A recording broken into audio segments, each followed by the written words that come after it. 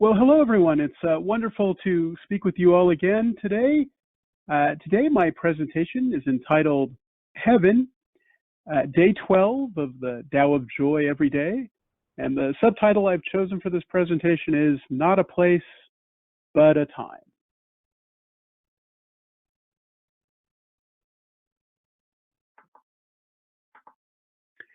Okay, so I want to start off by talking about a story that Derek actually wrote in another book of his, the Tao of Daily Life.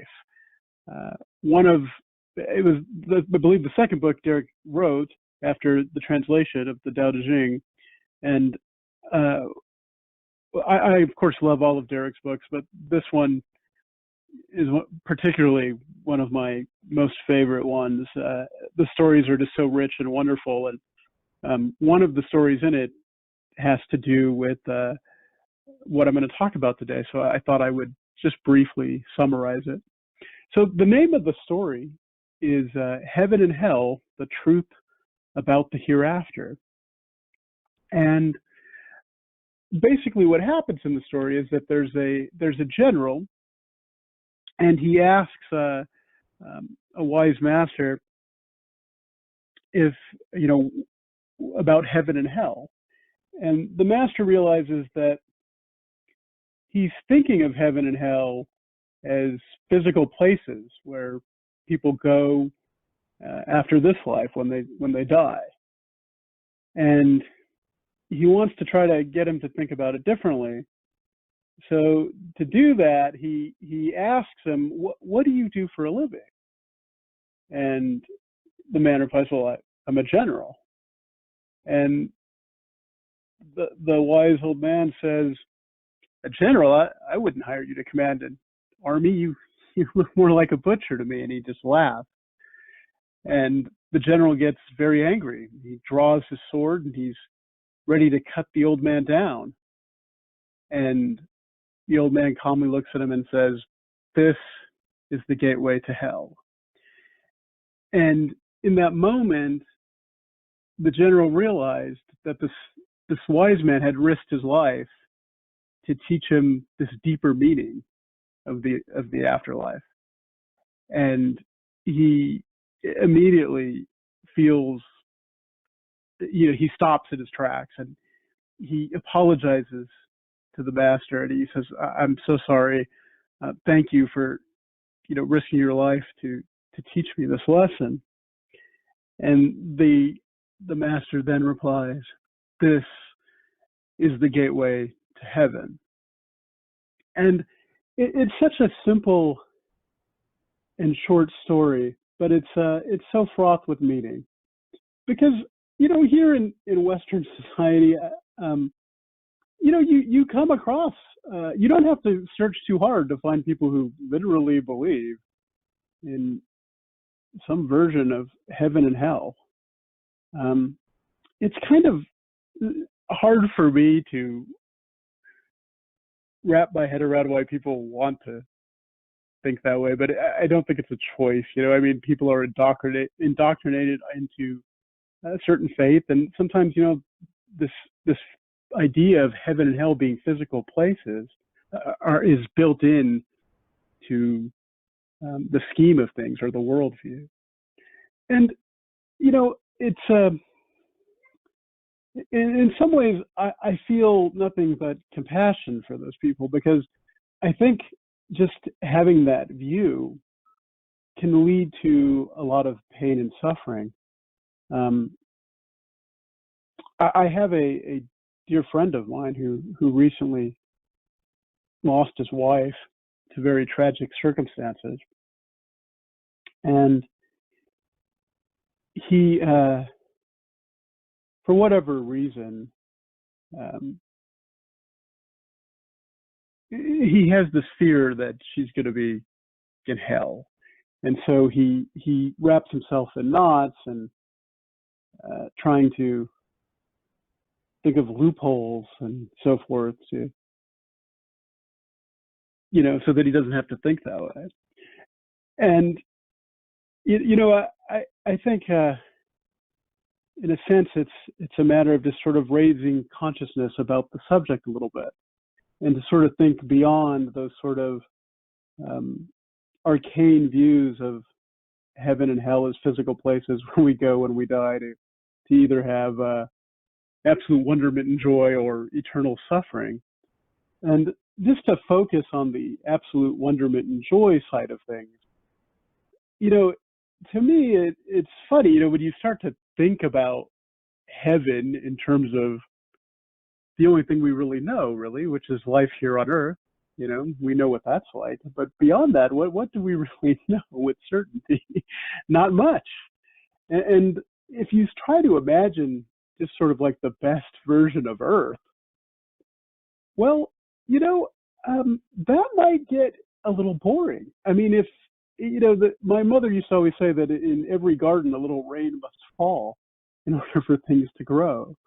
And if there was no rain, if there was no challenge, if there was no suffering sometimes, would we appreciate the joy? The one thing I thought about when I was putting this presentation together was uh, one of my favorite musicals, which is The Sound of Music. It's a very popular musical. I'm sure probably everyone's seen it. But, there's a scene where when she first takes the children out into town and she takes them on a picnic and they go out on an outing, and they're sort of used to their rather strict father, and so they don't get a lot of that. And one of the girls says, "Well, this is so wonderful. Can we do it every day?" And the Julie Andrews character just looks at her and goes, "Well, don't you think you'd get bored of it?" And uh, so when I think about it, when people sort of try to envision this heaven and of always winning and never losing, no failure, it sounds a little boring to me. By contrast, when I think of life itself, full of its challenges and its difficulties and its failures, and yet, despite all that, it's so enjoyable. It's such a gift to be here, to have the chance to fail and mess up in an attempt to get better. To me, that's the joy of heaven, is the actual living, and not living some life that happens after this one, which, I can't say much about. And frankly, honestly, I don't think anyone can really say much about. But what we can say is that this life before us, this one here, is the one we have control and power over. And that's the wonderful thing about the Tao. The teachings of the Tao, if you put them into practice, it's about taking control of your life, taking responsibility for your life, realizing that you can make it as good as you want it to be. And conversely, you can make it as bad as you want it to be. As someone who spent a lot of time mired in ignorance, I spent a lot of time creating hell on earth. And I just don't do that very much anymore. And when I do it, I recognize that I'm doing it, and I work to counter it. And I've learned techniques for countering. And a lot of it is, our thoughts, our attitude, which ultimately shapes our behavior. And so, often heaven and hell is just a mindset away. A little change of mindset can make the difference between having a life that's heavenly or that's hell-like. I'll admit that Mondays at work can be really challenging because it does feel kind of hell-like often. But without those tests, those challenges, it would also be somewhat boring and unchallenging. I don't know if I would like that very much at all. So the story does a great job of illustrating the idea that rather than thinking of heaven and hell as physical places, which, like I said, here in the West, you don't have to go too far to find people who do that. It's better to think of them as states of mind. And when you think of it that way, they're available to us at any moment.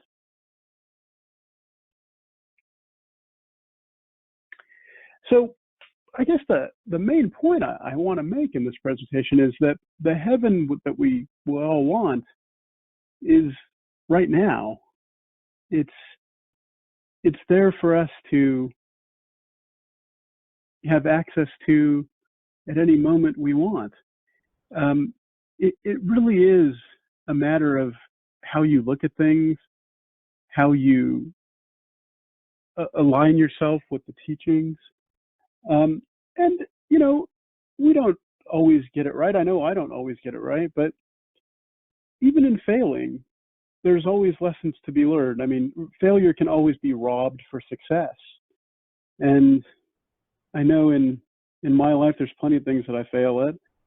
And but the wonderful thing about the Tao is that if you put those teachings into action, you can change the way you look at things, and that can affect how people react to you, and you can start creating the heaven that you want right now. There's no need to wait for death, which is somewhat of a big unknown anyways.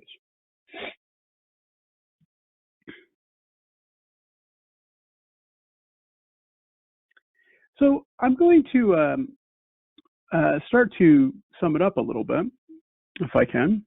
So I'm going to start off by saying heaven and hell are likely not physical places.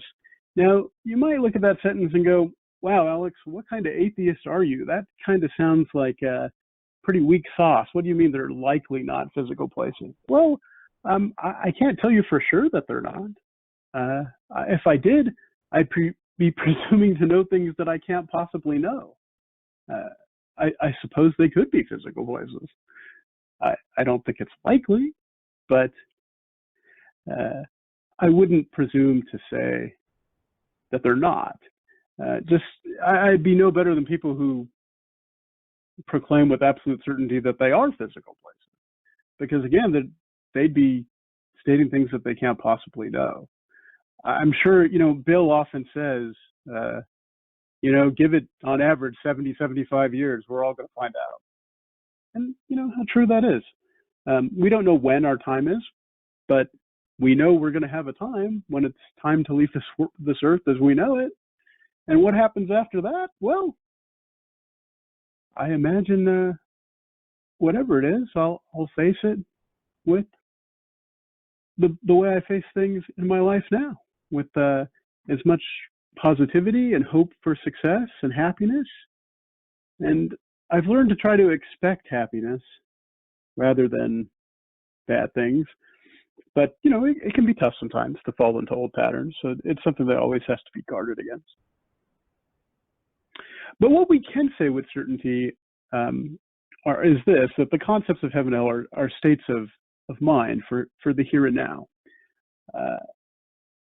Often, it's a point of view that really makes the difference between whether we're happy or whether we're not so happy. It's all in how we look at things. And of course, there are times when there are real challenges that really put people at their wits' end. My friend losing his wife, I mean, that's a very difficult thing. And it's not like you can just say to someone, well, hey, just be happy, will you? Because you can make heaven right now, just change the way you're thinking. Obviously, you'd never say that to someone who endured such a loss. But the reality of it is, as someone who's experienced a bit of loss in my life, that yeah, it's painful, it's tough, it's hell, so to speak. But it is a natural part of life that we all have to deal with, that we'll all face ourselves one day. And, with death and dealing with the loss of people you love, it can be very difficult. But it also teaches you things. Thinking about death and being aware of it to some degree, being aware that it's out there, it really does help you appreciate life more. And when I look at the people I've lost in my life, what I look back at is how fortunate I was to have ever known them in the first place. How fortunate I was to share the times that I shared with them, the happiness that we shared. And even the bad things too, because a lot of times when things are really bad, when you look back on them, they tend to get a little funny, in retrospect. I'm sure we've all had that experience where, you went through a tough time, but when you get some distance from it, even that tough time, you look back on it somewhat fondly for some reason. It's an interesting thing that happens.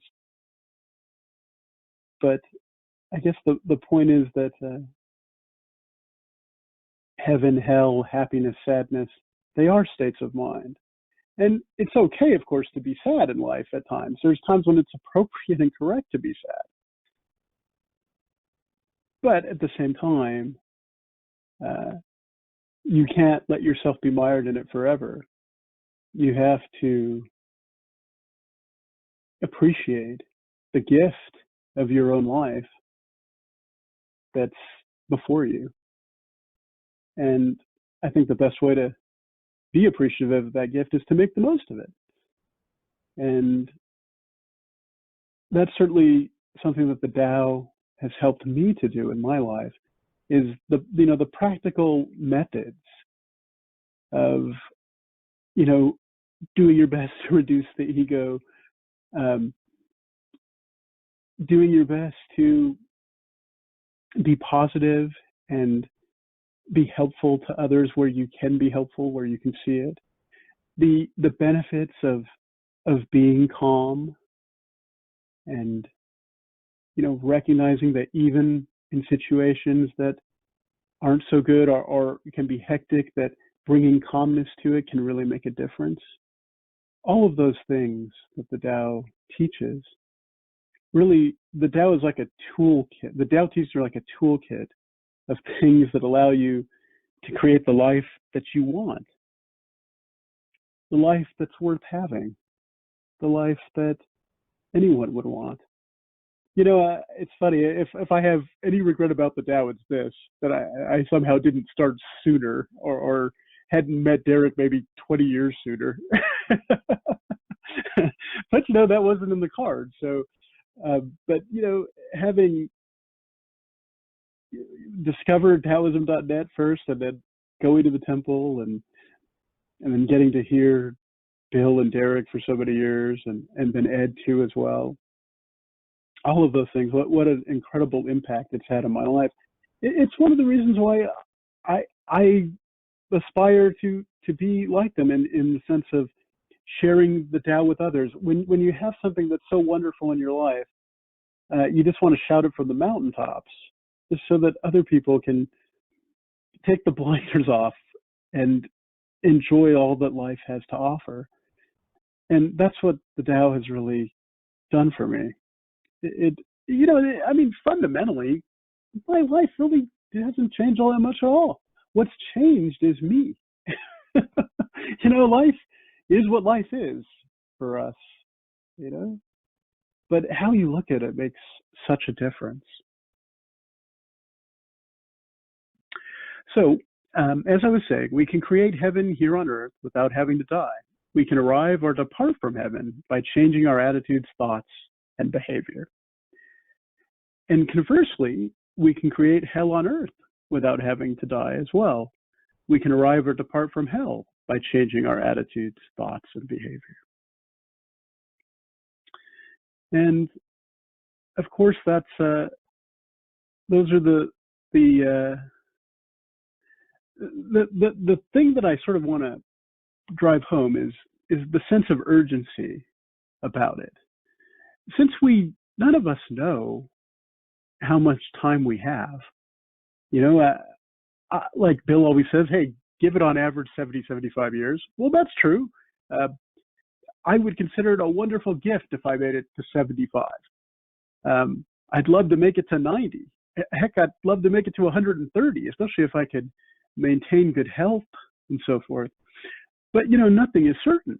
I mean, I don't know what could happen. I could walk out the door tomorrow and get hit by a bus. I'll try to be careful and not. I'll try to look both ways before I cross the street. But, to some degree, we don't control what's going to happen. So we don't know when our time is. So it's important that we make the most of what we have before us. And so much of that is encompassed in aligning yourself with the Tao and what it has to offer, and the power it gives you over your own life. And it's a wonderful thing when you realize that you don't have to win the lottery. You don't have to have all the lights on the road turn green simultaneously. Instead, you accept life for what it is. You appreciate what it is, good and bad, and you work your way through it. And the joy is right there in that moment of doing that, moment to moment, in being present in every moment of your life, present in a calm and happy, balanced way. That really is what the Tao is all about. And so the sense of urgency is to not wait, but to be ready to enjoy your life, the one before you right now. So the joys of heaven and the pains of hell are available to us right now. We get to decide to be in either heaven or hell in every moment of our lives. Heaven is not where, but when. And the when is right now. So, as always, I want to end the presentation with a book recommendation, The Tao of Joy Every Day, a great book to use daily to help one study and learn the Tao teachings and put them into action. I want to thank all of you for giving me the opportunity to speak with you today. As always, it's such a wonderful pleasure to be able to share this time. And thank you so much, all of you, for being here. And I hope you all have a wonderful Sunday. Alex, Alex, thank you. Can you hear me okay? I can. Can I ask that you put the summaries back on? Certainly. And by the way, what I would like to say to you is what I say to everyone, and that is, I'm glad that you and I met when we did. That the timing seemed to be pretty good. If we had continuous association, which we've had that connection, then to me that is a bit of a testimonial that I'm doing okay, so that you will be willing to continue to honor me with the continuing connection. And I say that I am glad that we met when we did, because I think if we had met a lot sooner than that, as you were talking about, I think what I'm afraid of is that you might have found me to be just a conceited little twit and dismiss me from your mind. So, in that case, we would not have had the continuous association that I'm so grateful for. Looking at your summary slide, I just want to, I'm very interested in this because you and I have very similar beliefs. A lot of what you and I believe in verge on, atheism. It's just that I get kicked out of the atheist club because of what I say about the possibility of the afterlife and stuff like that. So I'm drawn automatically to your point number one, where you use the word likely. Heaven and hell are likely not physical places. So I'm thinking, Alex, are you hedging your bet? No, I guess I'm really not hedging my bet in that I feel like I'm 99.9% sure. But I guess I would say that ultimately, I think the mistake that many people make is that they make assumptions about things that ultimately you just can't possibly know. Maybe you can know in an intuitive sense, and I feel intuitively, I feel pretty sure that they're not physical places, but I just don't want to be presumptuous to say that, because I feel like I'd be sort of stating things that just aren't on the scope of things that can be known in that sort of scientific sense.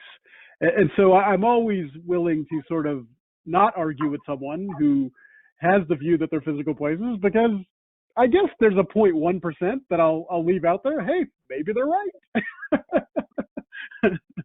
I guess if I found myself in hell, though, I would find some way to put the Tao teachings into action and make the most of it. Well, probably I think if you were to end up in hell, you would figure out, a place to make hell a much more comfortable place. My friend Chris works. What he does, he's an engineer. He works on specifying like, air conditioning units for large buildings and structures and stuff like that. So, my guess is that if Chris were to find himself in hell, he would probably figure out some way to create this lava-powered air conditioner to create a nice temperature in hell where the temperature is actually quite pleasant. Like, hey, come here and hang out with us. Well, if I have to go to hell, I want to go to hell with Chris then, because that sounds like something we might need. So just out of curiosity, for those people who are present and people who are connecting online, I'm curious about your personal perception of the hereafter. Would you say that no, I'm not sure. Maybe hell is a place. Maybe heaven and hell are actual physical places. I'm curious if there are anyone who still has that conception. Not trying to highlight anyone for negativity, but just out of curiosity. Sorry, go ahead, Alex. I was just going to say, I think with me, part of it is, having been raised Catholic by an Irish mother, a lot of that sort of got instilled at an early age, and even though you learn things, you grow, you sort of move past those things. There's always sort of a bit of it that hangs on, I guess, a little. It's hard, it's sort of psychologically there, even if you don't want it to be. But yeah, in terms of heaven and hell, I shouldn't say that. In terms of the afterlife, my thoughts on it. One of the things Bill was very helpful to me over the years is that he sort of opened me up to the idea of reincarnation, because as a skeptic, I was kind of like, I don't know about this stuff, and Bill sort of made some points to me, and we conversed a little bit about it once, and I've sort of come to I think it's likely to me that there's two choices. There's probably enlightenment, in which case we can choose to come back and help others get there as well, or there's the more likely thing of probably not quite reaching enlightenment and then coming back and learning more. And even though I know there's no official teaching in reincarnation with Taoism, my hunch is that we'll probably be back, living many lifetimes, learning and making the most of it, and being able to create heaven and hell in each of those lifetimes, and hopefully next time learning sooner how to create happiness rather than later. Well, I think, stuff like that will get you kicked out of the atheist club along with me. That's okay. I kind of gave up my my atheist card a while ago anyways, when I realized that it's pointless to try to convince people anyways. You just have to let people face the world in their own way. Like Bill says, the world doesn't want to be changed. And it's true. I've let go of all that. When I hear my Christian friends pontificate, as they sometimes do, I'll just smile and say amen, because often I understand the sentiment, and the sentiment is good, so I try to see the good part of it and just sort of turn a blind eye to the other part, a silent blind eye. One of the things that I like to do in my spare time is to read these science fiction stories, and the best ones are the ones that take the basic premise and then expand upon all the ramifications. So when I look at this idea, this other concept that heaven is a place, a physical place that you go to after you die, I find it intriguing, because if it's actually a place, I like to learn more about how that works. How big is it? Is it infinite in size? And if it is, then what about the lay of the land? Would I be able to pick and choose a spot? Does that mean that I need a real estate agent when I'm in the hereafter? And yeah, I like to get that. That's got a nice view of the mountains. What does that go for? So does that mean there's a good area, there's a bad area? What happens if I need to do this or that? And it doesn't take long with that train of thought to get at a point where wait a minute.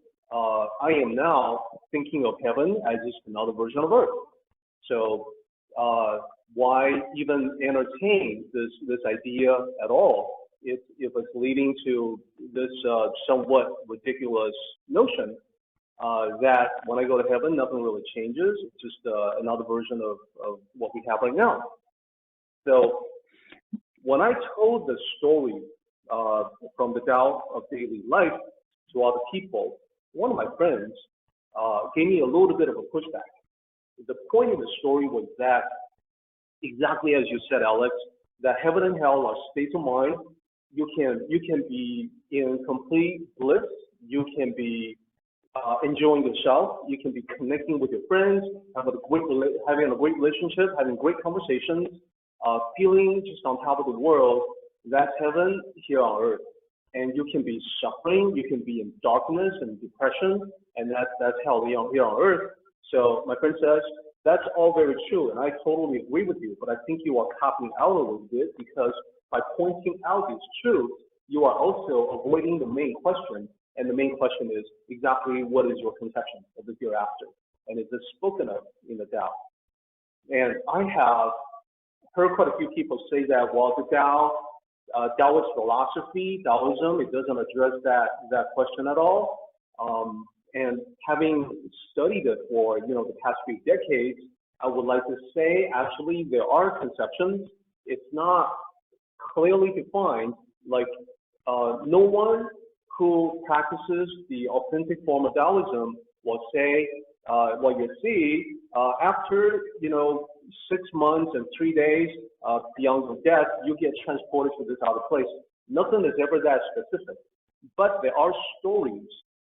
As for instance told by Zhuangzi about the crying princess that contains a poetic description of the hereafter, but it's more qualitative than anything else. So this spiritual realm, whatever it is, that we may go into after we die, and recognizing that, Stephen Hawking, who recently passed away, his concept is that, no, there's just nothingness. When I'm dead, that's it. It's like the computer that's been turned off. I simply stop functioning. Everything comes to a full stop. I'm not going to care about anything. I want to exist in some way, some form, etc.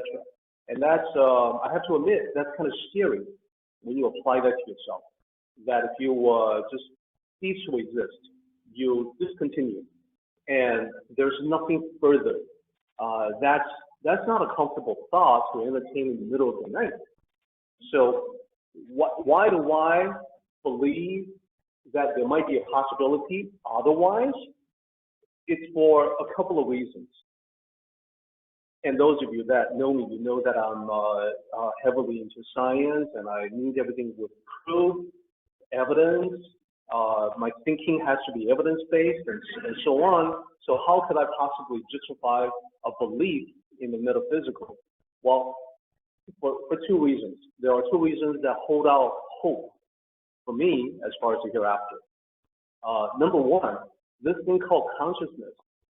Frankly, we have no idea what it is and how it works and why we're even aware at all. Why are we even talking about this question?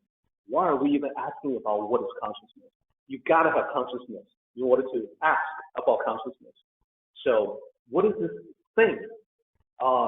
Nobody knows. Not the best minds of our planet. The best that anyone can come up with is that consciousness appears to be an emergent property of a complex system. The complex system is the interaction of the electrochemical interactions of all the neurons, all the brain cells that you have. So it holds out hope because we don't know what consciousness is, and therefore we don't know where it comes from, where it may be going after the physical body expires. That's number one. Number two, one of the basic concepts in the Tao is that when you observe everything, you notice repeating patterns everywhere at different scales. So what happens to society at large is reflected, as an example, at the family level. What happens to the individual can be reflected upon nature at large. So everything happens at different scales. Everything is a replicate of a larger pattern. So these patterns persist from the very small to the very big. Examples that I've listed in the past include something as that we have seen here on Earth, like a storm system. When you view from orbit, it's a spiral pattern. And then when we turn the other way, look at the stars, we notice the same spiral pattern in galaxies. Spiral arm galaxies, including our own, the Milky Way, and the many other spiral form galaxies out there. And looking at a beach, we see the knowledge shell. It's also the spiral pattern. Looking at our fingers, we see the spiral in the fingerprints in each finger. So there are patterns that are repeated again and again and again at different levels of nature. So keep that in mind.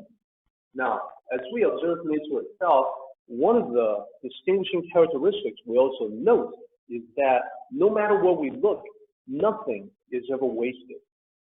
Everything changes and transforms from one particular function to something else, to one kind of matter to something else. It may be a combination of matter and energy.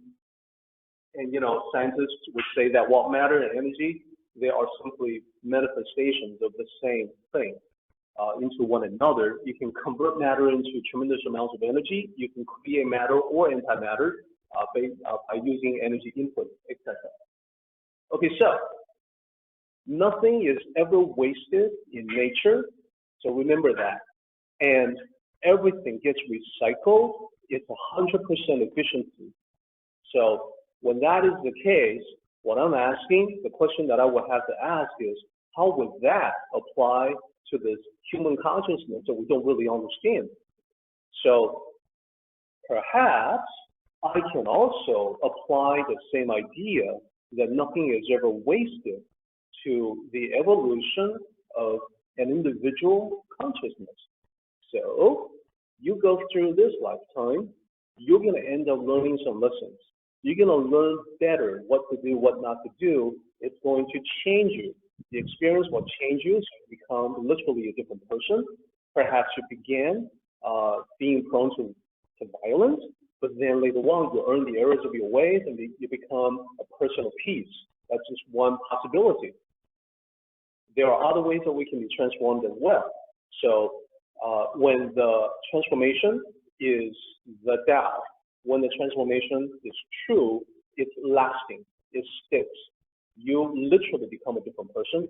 So the question that I then have to ask is, if you expire, if you die, and everything goes to nothingness, then it would seem to me like a tremendous waste of all the lessons that you have learned.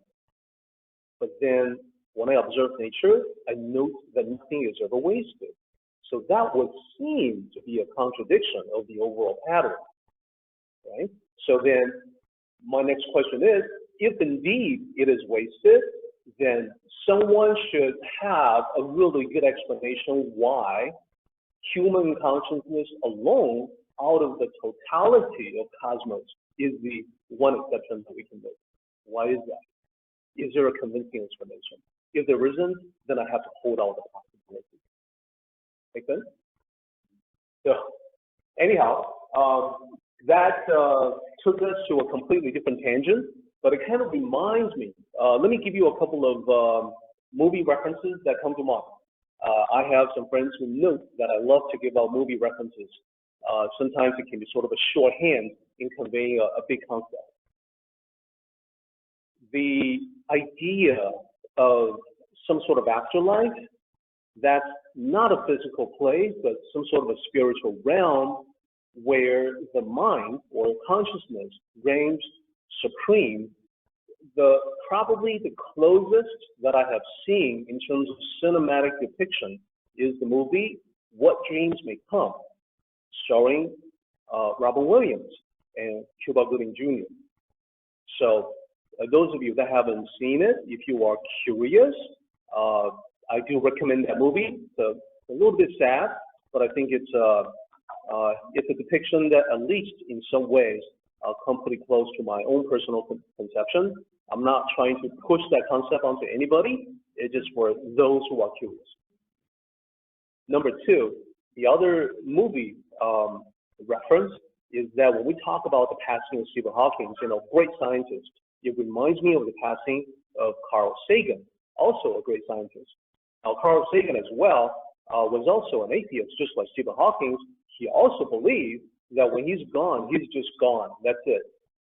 So these are great minds, Stephen Hawking and Carl Sagan. So I do feel hesitant to think in a contradictory way to what they personally believe.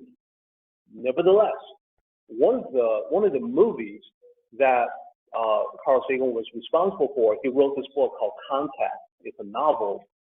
Most of these books are non-fiction, but one of these books is fiction, Contact, and Contact got made into a movie, with Jodie Foster.